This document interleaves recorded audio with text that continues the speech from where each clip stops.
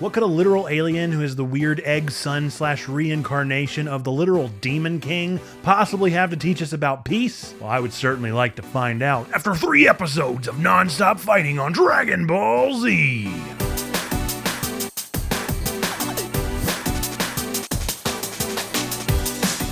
Good morning, nerds. I am Nathan, your nerd pastor here at Checkpoint Church, and we are so glad that you're back here with us for our second week of Advent. If you're not sure what I'm talking about, thank you for clicking on this video and finding out more. If you do know what I'm talking about and you've been here with us, thank you for continuing on with this grand experiment that we've been doing, diving into these nerd characters and seeing what they have to offer us in this Advent season. This is the second week of Advent, which is the week of peace. If you missed our blog yesterday, I'm going to be tagging that down below for sure. I want you to check that out. I talk about Violet Evergarden, which is one of my favorite anime. I highly recommend it. But in an effort to try and make this video a little less than 9,000 minutes, we are going to go ahead and dive into our scripture. Our passage today is from the New Testament, one of the letters or epistles written by the Apostle Paul. This one is 1 Corinthians chapter 9, verses 19 through 22. This is going to be from the NRSV. That's my preferred translation. Whatever you have works great. For though I am free with respect to all, I have made myself a slave to all,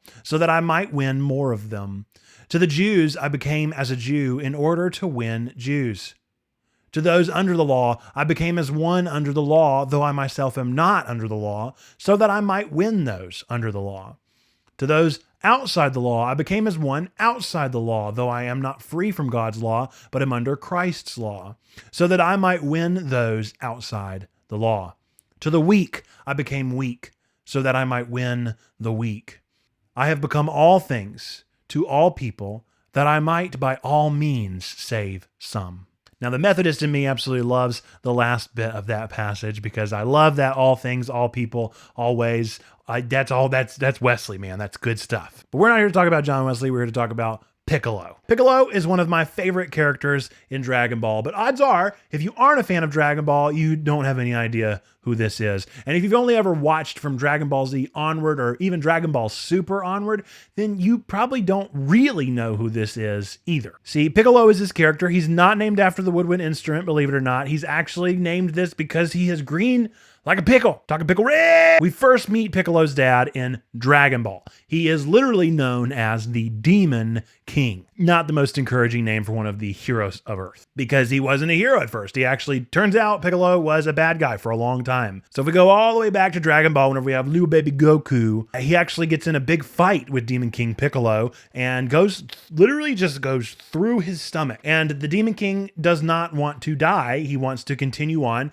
And so he creates this gross stomach baby reincarnation of himself that is this little egg sac that he spits out and shoots off into anywhere. And this becomes our boy Piccolo. So Piccolo logically starts going by Junior, since he is logically Demon King Jr. And for the last arc of Dragon Ball, actually become Goku's biggest nemesis. See, Piccolo is this super interesting character. See, up until this point in the series of Dragon Ball, we've had a lot of strange characters show up, and even something as strange as like a talking floating cat, or a talking cat on the ground. There's a lot of cats, a lot of talking cats. One thing we haven't had is someone that is inexplicably green. And so we never really understood who Piccolo was whenever we were in Dragon Ball. As we start to unearth a little bit of Piccolo's backstory, we learn that his dad, the evil Piccolo, is actually only half of himself, and that he was the evil that was expunged and pushed out and literally divided from within the earth god named Kami, who looks just like Piccolo because they're the same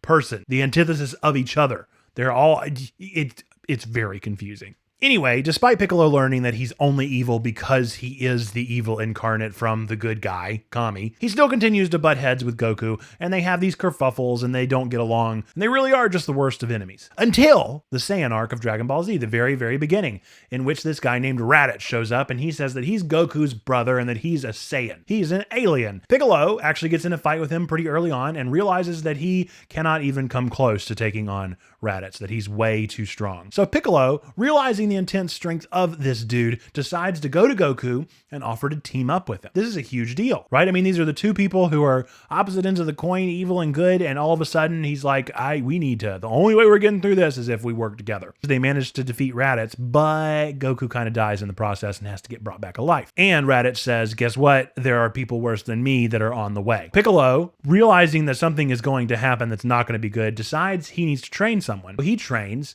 Goku's son, Gohan. So he takes Gohan and puts him out in the wilderness and really sends him through the ringer. It's actually some of my favorite manga panels of all time. During this time in the wilderness, as many masters and students would, they form a pretty incredible bond. And whenever the Saiyans do show up, Piccolo kind of sacrifices himself for Gohan. That's pretty serious stuff, right? I mean, think about this arc in and of itself where we've gone. We've had evil incarnate to working with Goku, to training Goku's son, to giving up his life for Goku's son. Go a little bit further in the series and you learn that the Saiyans are actually not the only aliens, and neither is Goku.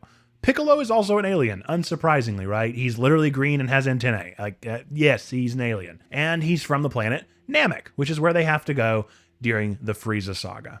So I've just thrown a whole lot of lore at you and a lot of things. I promise it'll all make sense in the end. But first, let's talk about Paul. So in our scripture, 1 Corinthians 9, this starts out with Paul kind of defending himself and saying that he does have the right to be an apostle. And he gives these great lines in which he explains his methodology for how he does ministry and why he does ministry the way that he does. He explains that whenever he meets people who are Jewish, well, he's also Jewish. So he dives into that part of himself and allows for him to relate to them on a level that only Jewish people could. To people that are very much rule followers, well, he acts as a rule follower. To those that are outlaws, he becomes an outlaw. To those that are weak, well, he becomes weak. And in all these ways, he's relating in the best possible way. What Paul is really describing here is actually the kind of ministry that Jesus taught us by example. In the Gospels, we see a Jesus who eats with the poor and with the prostitutes. He shares meals with these people that are despised by everyone else. And whenever Jesus' example doesn't pan out, he actually calls for us directly to do these things in Matthew 25, where he divides up the two people into sheeps and goats. And he says, the sheeps are the good ones. They did for me whenever I was hungry. They did for me whenever I was thirsty. They did for me whenever I was sick and imprisoned and naked. And the sheep are like, we never saw you like this, Jesus. And then Jesus explains, no. When you did this for anyone, especially the least of these, whenever you loved these people, you were actually doing it for me. Now, Jesus isn't saying that he's literally the poor person on the corner that you helped. He's saying that when you help this, it is doing ministry just like I did ministry. It is doing things exactly how you would do things. This is an act of kindness being the extension of my body, which is what we call the body of Christ. So what Paul and Jesus are really exhibiting here is an absolute sense of peace for the other. And not just any kind of peace. This is a peace that is an adaptive peace. This is a peace that goes above and beyond and actually meets others where they are. Anyway, back to Piccolo. Piccolo, he is the ultimate outcast until Goku shows up and shows him some kindness in Dragon Ball, until he fights alongside Goku against Raditz, until Gohan befriends him, until Kami literally completes him, until he finds his people on planet Namek. Piccolo is this example of someone who takes leaps and bounds from the beginning of the story, and every single leap that turns him into a hero, every single step that goes in the right direction, comes from finding value in common ground. While Piccolo is actually kind of a bad guy at the beginning of the series, by the end of the series, we see that he's someone who seeks out others. He finds those who are suffering, and he becomes like that with them. And so hopefully what Piccolo can kind of show us is this same kind of ministry that Paul and Jesus are also teaching us to do. Whether you think you're a good person or not, you can be the literal villain of the story. And eventually, just by finding common ground, just by practicing adaptive peace that goes above and beyond and seeks out others, that is the kind of thing that can change you from the inside out. So I want to ask you, where have you been putting up boundaries? And how can you seek out some common ground with those around you? Can you become weak to the weak? Can you act strong to the strong? Can you talk to those that are unlike you? Can you relate to those that you find unrelatable? It's a tough thing, but I believe in you and we are here to help you. And if you can't do that, well, maybe just spit out an egg version of yourself and reincarnate. It worked for Piccolo. Everyone, thank you so much for watching this video. I really do appreciate you taking the time and starting out this series of Peace with us. We will be back again tomorrow, same time, same place, continuing on in this week of peace with our next ornament. I also have down below a prayer in the description if you would like to follow along in that way. If you'd like to follow along with a journal, we have a free guidebook that is available. All the videos from last week are still up. You can start from the beginning. You can do 2 videos a day if you want to. You can binge them all at once. It's up to you, but the journal is there for you to use. And if you'd like to take the conversation a little bit further than the comment section down below might allow, feel free to join us in Discord. That's also linked down below. You can join our server, hang out with us, play some Pokemeow, do whatever. We're there. We're there for you. And you can be there with us and we can have a bunch of fun. And then also, we do have a stream today at 1 p.m. We're going to be streaming Tell Me Why. That's our last game before the Game Awards as we play through these Games for Impact series. And so we will be streaming that 1 o'clock, twitch.tv/checkpointchurch. Be sure to join us there. With that, folks, we got to get Piccolo up on this tree. And there he is. He's our first alien Animakian on the tree. How exciting. Yay, we finally got him up there. And I will see you guys hopefully tomorrow, same time, same place, as we dive into our next hero. Who's it going to be? I don't know. You'll have to watch and find out. I will see you guys next time. Bye-bye.